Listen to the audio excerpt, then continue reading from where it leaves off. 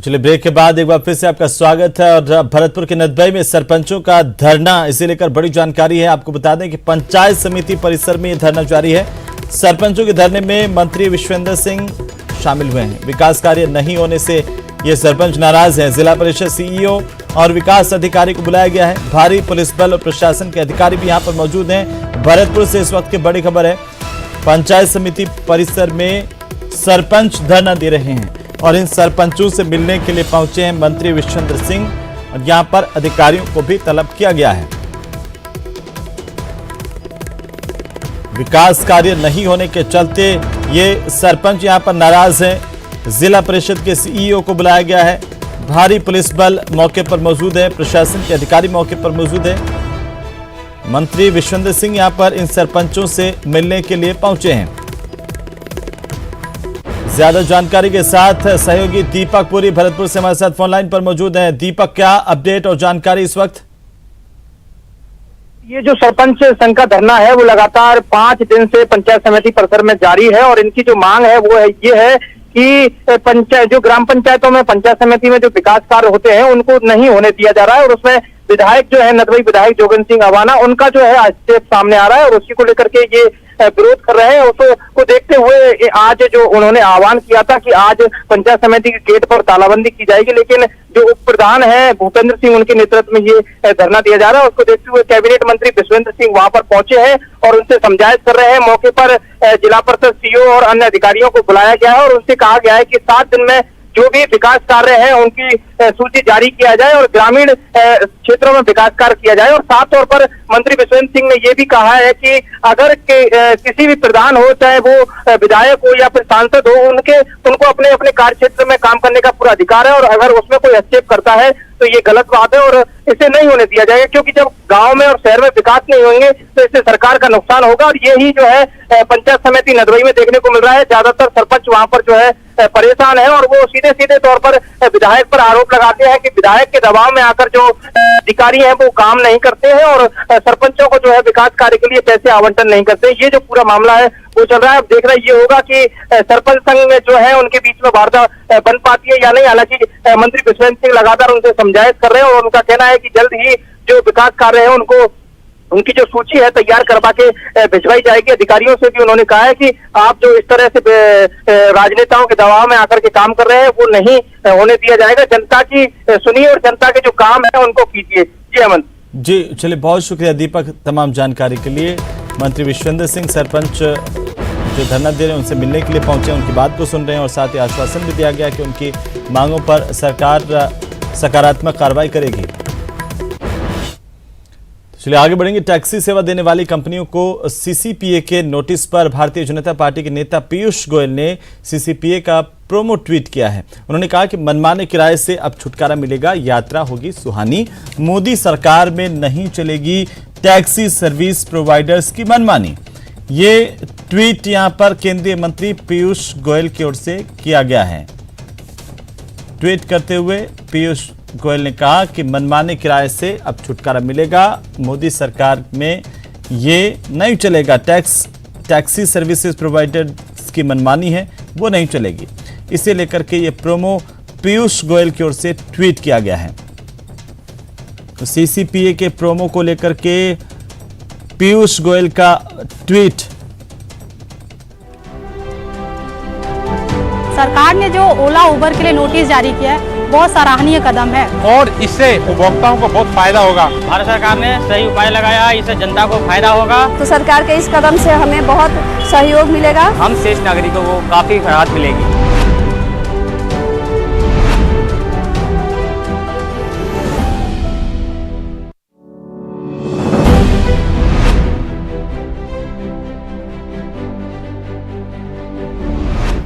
करकोटा में स्कूल के सामने शराब का ठेका खुलने से बच्चों और स्कूल के स्टाफ का भारी आक्रोश है। और दरअसल कोटा ग्रामीण के आमोरा गांव में एक स्कूल के रास्ते में शराब का ठेका खुला है। लगातार शिकायतों के बावजूद भी ठेका नहीं हटने से अब स्कूल के बच्चों ने आंदोलन की राह पकड़ ली है। बच्चे अपने परिजनों के साथ आकर टीसी मांगने लगे हैं। आपको बता दें कि बच्चों के कई बार प्रदर्शन करने के बावजूद भी उनकी समस्या का समाधान नहीं किया गया। स्कूल के नामांकन पर भी इसका असर पड़ रहा है। इसकी वजह से स्कूल के प्रिंसिपल खासा परेशान हैं। वहीं ग्रामीणों ने इस मामले में उग्र आंदोलन करने की चेतावनी दी है।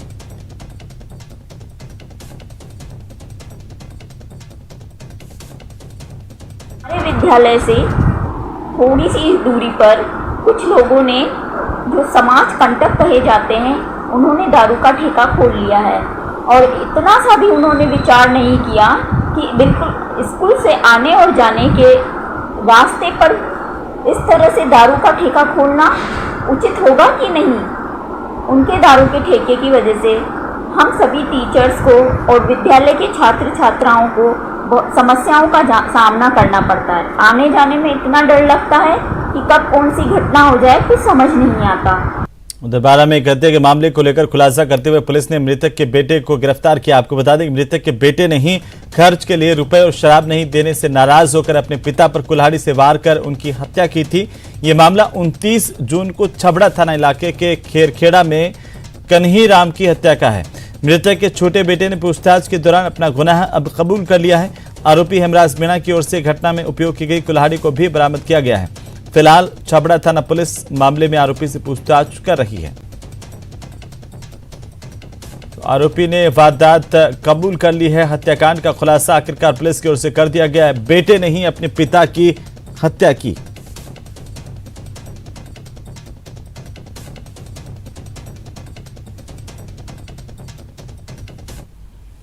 तो वहीं 12 से 8 साल के एक बच्चे की देर रात नदी में बहने की खबर है। घटना जिले के मोटपुर थाना इलाके के धुमेन गांव की है। आपको बता दें कि यह बच्चा पहड़ी नदी की पुलिया पार करते समय नदी में बह गया। उपखंड अधिकारी दिनेश मीणा ने जानकारी दी कि देर शाम तक बच्चे की तलाश की गई, लेकिन इसका कोई अता पता नहीं चल पाया। फिलहाल मौके पर पहुंची मोटपुर थाना पुलिस ने भी बच्चे की तलाश शुरू कर दी है। एसडीआरएफ की टीम को रेस्क्यू ऑपरेशन चलाने के लिए बुलाया गया है और एसडीआरएफ की टीम के मौके पर पहुंचते ही इस बच्चे को ढूंढने के लिए रेस्क्यू ऑपरेशन चलाया जाएगा।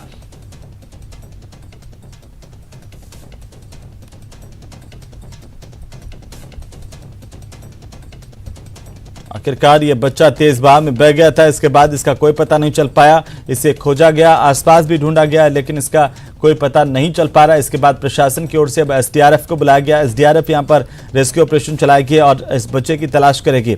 अभी तक ये बच्चा नहीं मिल पाया है, जिसकी वजह से इसके परिजन चिंतित हैं। उधर बारां के हाल ही में कुपोषण के बाद बीमार बच्चे की मौत के मामले से हड़कंप मचा हुआ है। कुपोषण से मौत की खबरें आने के बाद स्वास्थ्य विभाग और जिला प्रशासन की ओर से मृतक 3 साल की बच्चे की मां और उसकी बड़ी बहन को उपचार के लिए बारां जिला अस्पताल लाया गया, जहां पर दोनों का इलाज जारी है। वहीं इस पूरे मामले में आदिवासी बाहुल्य क्षेत्र किशनगंज शाहबाद के पूर्व विधायक ललित मीणा ने भी अस्पताल पहुंचकर कुपोषित बच्चे के परिवार से मुलाकात की है। इस दौरान उन्होंने मौजूदा राज्य सरकार पर योजनाओं को बंद करने और कुपोषित बच्चों तक राशन नहीं पहुंचाने के आरोप लगाए हैं। जिले में जो प्रशासन है, चिकित्सा विभाग की 0% मॉनिटरिंग है। कुपोषित और अति कुपोषित जो बच्चे हैं, इनकी कोई मॉनिटरिंग नहीं हो रही। पूर्ववर्ती सरकार, पूर्व मुख्यमंत्री जी के समय, वसुंधरा राजे जी के समय, ये बारां जिले में 10 एमटीसी वार्ड बने हुए थे। केलवाड़ा था, किशनगंज था, रेलावन था, आपका देवरी था, शाहबाद था। आज केवल जिले में 10 में से केवल 2 एमटीसी वार्ड वर्तमान में अभी संचालित हैं। बारां का शहर का यहाँ पर और एक शाहबाद, इसके अलावा कहीं भी कोई एमटीसी वार्ड नहीं है। और इसी बीच अब बड़ी खबर है, यशवंत सिन्हा आज जयपुर पहुंचेंगे। बड़ी जानकारी, विपक्षी दलों की ओर से राष्ट्रपति पद के प्रत्याशी हैं यशवंत सिन्हा। उनका आज जयपुर का दौरा है। दोपहर को 3:45 पर विशेष विमान से यशवंत सिन्हा जयपुर पहुंचेंगे। शाम को 5:30 बजे यशवंत सिन्हा और सीएम अशोक गहलोत एक प्रेस कॉन्फ्रेंस करेंगे। होटल क्लार्क्स आमेर में शाम को 6:30 बजे विधायक दल की बैठक रखी गई है। इस बैठक में कांग्रेस, निर्दलीय और समर्थित दलों के विधायकों को बुलाया गया है। बैठक में कुल 126 विधायकों को बुलाया गया है। राज्यसभा के सांसद भी बैठक में शामिल होंगे। रात को 9 बजे जयपुर से दिल्ली के लिए यशवंत सिन्हा रवाना हो जाएंगे उनके तय कार्यक्रम के मुताबिक। तो अभी जो प्रस्तावित कार्यक्रम उनका मिला है उसके मुताबिक आपको बता दें कि यशवंत सिन्हा आज पहुंचेंगे आमेर में। शाम को 6:30 बजे विधायक दल की बैठक होगी।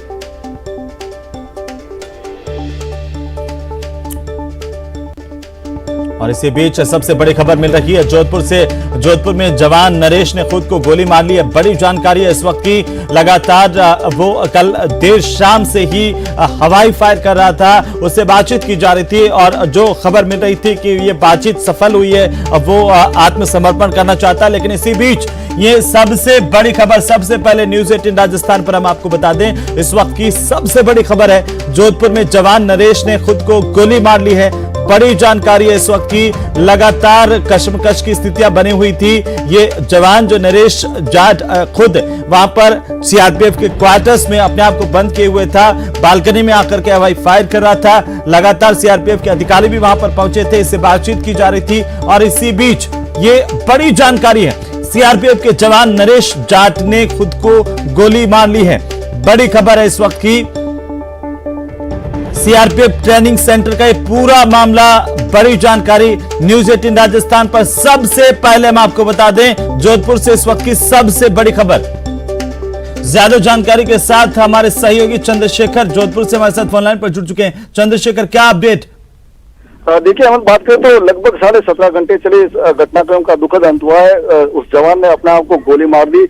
आईजी विक्रम सहगल के सामने उसने जो आत्मसमर्पण करने का जो शर्त रखी थी, उसके बाद आईजी यहाँ पर पहुंचे थे, लेकिन तब एक आशा दिखी थी कि ये जो है सरेंडर कर देगा, उसके बाद जो सब कुछ ठीक हो जाएगा। लेकिन वार्ता के दौरान जब वो अपने बालकनी में खड़ा था, उसने अपने आप को गोली मार दी और गोली मारने के बाद जो है अब ये अंदर जाने का प्रयास किया जा रहा है ताकि पता चल सके कि आखिर उसके परिवार के लोग, जो उसकी बच्ची और उसकी पत्नी, उसकी क्या स्थिति है, उसको लेकर भी फिलहाल अभी कोई जानकारी पुख्ता नहीं हो पाई है। लेकिन जिस तरह से जो जवान ने अपने आप को गोली मारी है, कहीं ना कहीं करीब अगर बात करें तो जिस प्रकार से सेना के जवानों में जिस तरह से अवसाद आता है, जिस तरह लगातार ड्यूटी करने के बाद छुट्टी को लेकर जिस तरह से बात हुई थी कि छुट्टी को लेकर भूपेंद्र जो है जो यहाँ के अधिकारी, उनसे उसकी बहस हुई थी। उसके बाद उसने कल पहला फायर राउंड खोला था, हवाई फायर किया, करीब 13 से ज्यादा उसने फायर किए। 40 राउंड वो अपने साथ लेकर गया था और उसकी बीवी और बच्चे के साथ खुद को बंधक बना लेता। करीब 17.5 घंटे वो अंदर बंधक बना रहा और इस दौरान उसने कई फायरिंग की और लगातार जो समझाइश का दौर चल रहा था, करीब 17.5 घंटे के इस समझाइश के दौर के बाद उसका दुखद अंत जो होना सामने आया है और उसने अपने आप को गोली मार दी। जी बिल्कुल, और लगातार एक लंबा घटनाक्रम चला चंद्रशेखर, लेकिन जो बातें सामने आ रही थी कि वो कन्वेंस हो गया है बातचीत से, अधिकारियों से, और जो सबसे बड़े अधिकारी सीआरपीएफ के आईजी को बुलाने की बात उसने रखी थी, आईजी वहां पर पहुंच गए थे, लेकिन उसके बावजूद आखिरकार ऐसा क्या हुआ कि उसने अपने आप को गोली मार ली? देखिए, जिस प्रकार से उसने लगातार जो घटनाएं को अंजाम दिया है, उसने ये पहले ही सोच रखा था कि बड़े अधिकारी के सामने खुद को गोली मारेंगे, इसीलिए शायद उसने ये शर्त रखी और आईजी को यहाँ बुलाया और आईजी के सामने ही जो है बालकनी में आया और अपने आप को गोली उसने मार दी। तो ये बड़ी खबर है, जो जवान है उसने अपने आप को गोली मारी। और सबसे बड़ी बात, उसके बच्चे और बीवी को लेकर भी अभी तक कोई अपडेट सामने नहीं आया है। जो अंदर बंद थे 6 वर्ष की इसकी बच्ची और उसकी पत्नी, उसको लेकर कोई जो है जानकारी नहीं मिल पा रही है।